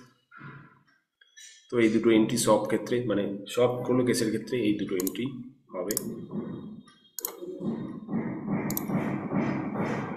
ওকে, তাহলে dishonour of bill, dishonour of bill কি বলেছে, when the accepted of the bill, accepted of the bill কি, যে বিলটা অ্যাকসেপ্ট করছে, মানে বেসিক্যালি যে টাকাটা পেমেন্ট করছে, is unable to pay the amount of bill on due date, that is known as dishonour of bill. মানে for example 3 mass maturity ছিল বিলটার, 3 মাস পরে যে ড্রয়ি তাকে টাকা পেমেন্ট করতে হতো, কিন্তু 3 মাস পর ড্রয়ি কি বললো যে আমি টাকা পেমেন্ট করতে পারছি না, তাহলে বিলটা ক্যান্সেল হয়ে যাবে, সেটাকে বলছে ডিজনার অফ বিল। তো ডিজনার অফ বিলের ক্ষেত্রে একটা আছে নোটিং অফ বিলের কনসেপ্ট আছে। নোটিং মানে কি, basically recording by notary public that the bill was dishonoured after being presented for payment. মানে কি, নোটারি পাবলিক একটা অথরিটি আছে, তাদের কাজ কি, তাদের কাজ হচ্ছে নোট করা যে বিলটা ডিসঅনার হয়েছে বা ক্যান্সেল হয়েছে, ঠিক আছে। এটা লাভ কি হয়, এটা একটা এভিডেন্স বা প্রুফ যে বিলটা ডিসঅনার হয়েছে, ঠিক আছে। সেহেতু noting of bill A notary public কি করে বিলটা ডিসঅনার হচ্ছে সেটা রেকর্ড করে রাখে। তাহলে জার্নাল এন্ট্রিস কি হবে? ড্রয়ার্স এর with journal entry when the bill is retailed till the maturity date and dishonored, মানে ম্যাচুরিটি ডেটে বিলটা যখন ডিসঅনার হচ্ছে ড্রই অ্যাকাউন্ট করে দেবো ডেবিট। ড্রয় অ্যাকাউন্ট ডেবিট কেন করবো? কারণ ড্রয়ের থেকে টাকা ভেবেছিলাম পাবো, এখন আর পাচ্ছি না, তো ওর থেকে ক্রেডিট যেটা করেছিলাম সেটা উল্টে দেবো, রিভার্স করে দেবো, ডেবিট করে দেবো। বিল amount plus noting charges.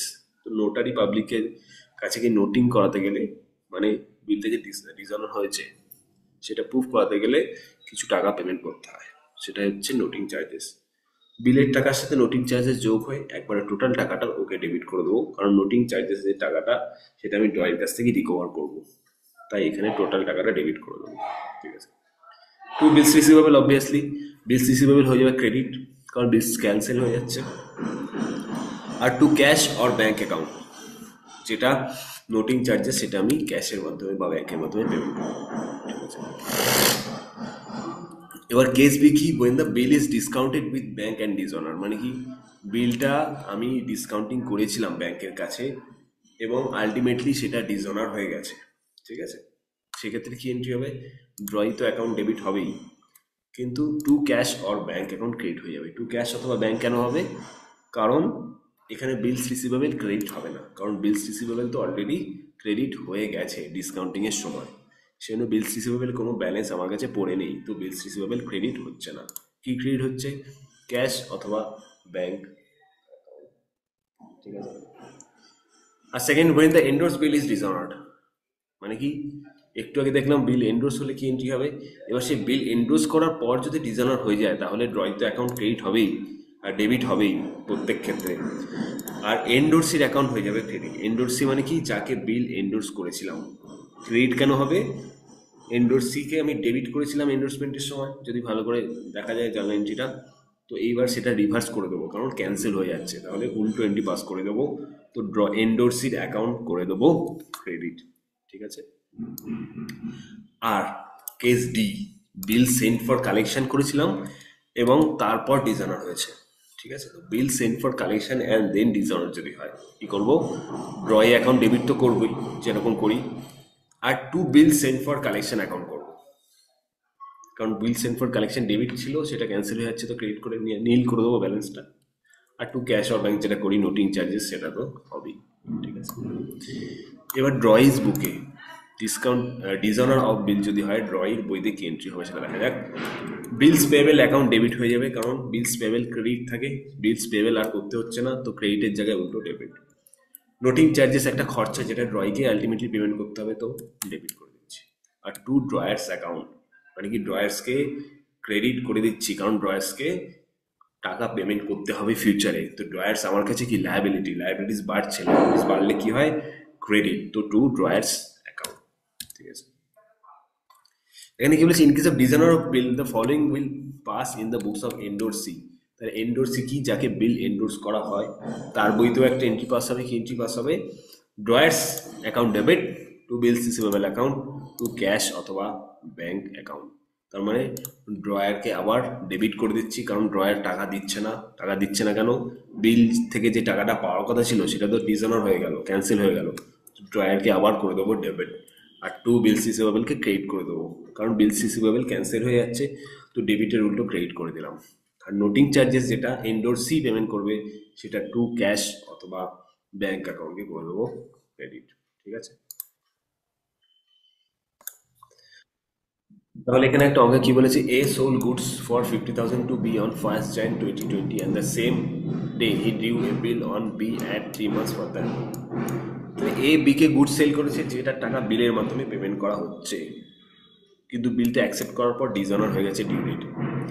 Noting charges এ কত টাকা পে করেছে? 1,000 টাকা। ইন দ্য বুকস অফ এ আর বিতে জার্নাল এন্ট্রি দেখাতে হবে। ঠিক আছে। তাহলে প্রথমে দেখাচ্ছি journal entry in the books of A.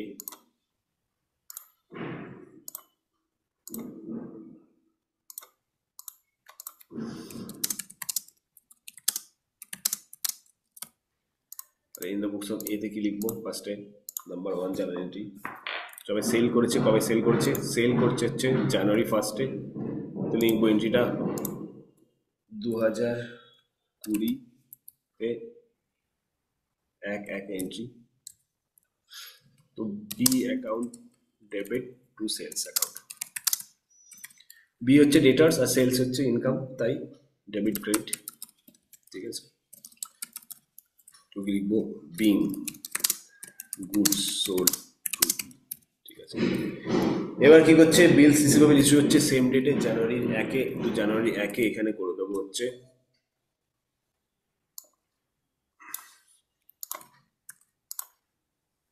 Beans receivable account debit to B account. এটা পাতি যে এন্ট্রি আগের মতো করতাম সেটাই করছি। এবার বিলটা হয়ে গেছে ক্যান্সেল। তো বিল যদি ক্যান্সেল হয়ে যায়, কোন ডেটে ক্যান্সেল হয়েছে, ম্যাচুরিটি ডেটে। ম্যাচুরিটি ডেট কবে, ম্যাচুরিটি ডেট হচ্ছে 3 মাস পর। তাহলে ডেটটা এখানে কবে দেবো, জার্নালের সময় 1-1-এর 3 মাস এগোতে হবে, তো 1/4 এপ্রিল হয়ে যাবে জানুয়ারির জায়গায়, plus 3 days of grace add করবো, তো কত হয়ে যাবে 4/4, মানে 4th এপ্রিল। প্রথমে 3 মাস অ্যাড করলাম ম্যাচুরিটি ডেটের জন্য, প্লাস ডেজ অফ গ্রেস যেটা বলা না থাকলেও অ্যাড করতে হবে, আগের দিন দেখেছি, সেটাই অ্যাড করে দিলাম। বিলস অ্যাকাউন্ট ডেবিট বিলস রিসিভেবল অ্যাকাউন্ট আর টু ক্যাশ অথবা ব্যাংক অ্যাকাউন্ট। তো বিয়ের কে কত ডেবিট করো, 51,000। ক্যাশ আর ব্যাংকে কত দেবো, 1,000। কোন থেকে 1,000টা আসছে,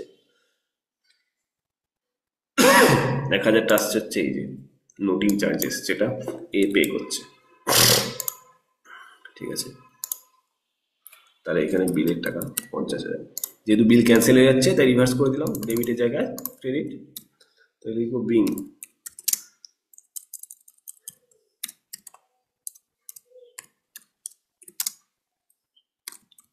bill is honored and noting charges paid। এটা এর বইতে, ড্রয়ারের বইতে এন্ট্রি হচ্ছে। এবার কি হবে, কার বইতে হবে, বি এর বইতে হবে। Similarly the books of B,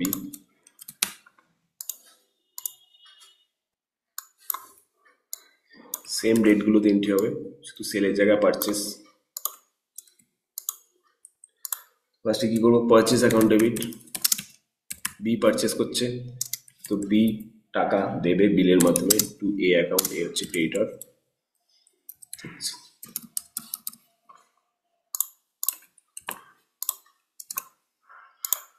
এবার এ অ্যাকাউন্ট ডেবিট, এ কে কি করছি, বিলস পেয়েবল ইস্যু করছি to bills payable account, same amount.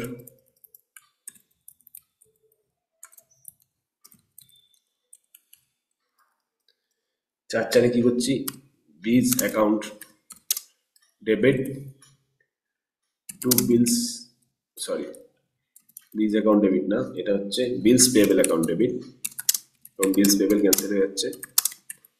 R noting charges যেটা পে করতে হবে, noting charges account debit to A account.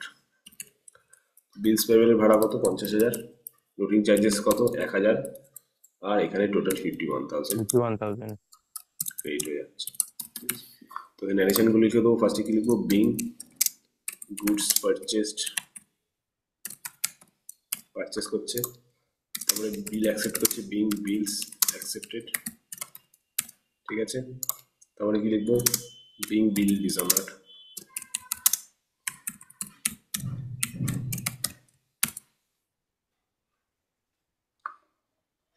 and noting charges paid লিখে দেবো।